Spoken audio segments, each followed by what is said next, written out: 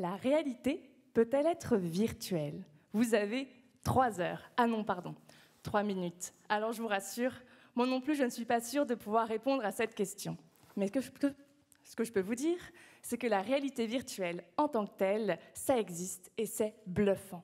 Grâce à des visiocasques, on peut totalement s'immerger dans un monde virtuel et même interagir avec ce dernier. Le problème, c'est qu'avec un casque de réalité virtuelle sur les yeux, on ne voit plus son propre corps. Et interagir, attraper des objets par exemple, sans voir ses bras, c'est compliqué.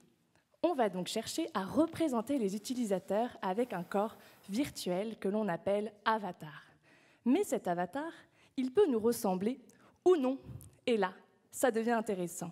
En étant incarné dans un corps différent du nôtre, on peut vivre des expériences très marquantes à tel point que cela peut avoir une influence sur notre perception et notre comportement. Par exemple, saviez-vous que si l'on vous incarne dans un corps virtuel ressemblant à Einstein, vous serez plus fort en maths? Mais alors, pour que cela fonctionne, il faut que vous ayez l'impression d'être Einstein et donc que vous vous soyez approprié cet avatar. Mais alors, comment ça marche? Qu'est-ce qui fait qu'un utilisateur va plus ou moins bien accepter son avatar?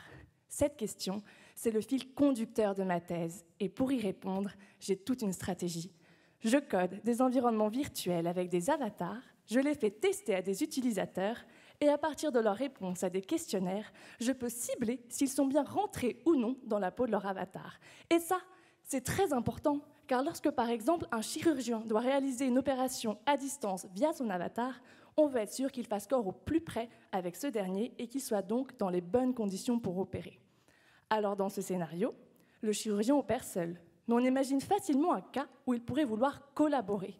Eh bien, au même titre que l'on collabore dans la vraie vie, on veut pouvoir collaborer en réalité virtuelle. C'est pourquoi, dans la première moitié de ma thèse, je me suis intéressée aux environnements virtuels partagés. Et notamment, dans ma dernière expérience, j'ai poussé la collaboration encore plus loin. J'ai mis 2 utilisateurs dans le même avatar. Et ce que j'ai découvert, c'est que lorsqu'un utilisateur voit ses bras virtuels bouger, alors que c'est l'autre utilisateur qui les contrôle, il peut quand même avoir l'impression d'être à l'origine du mouvement. Et ça, c'est très intéressant pour de la formation à des gestes techniques ou à de la rééducation motrice.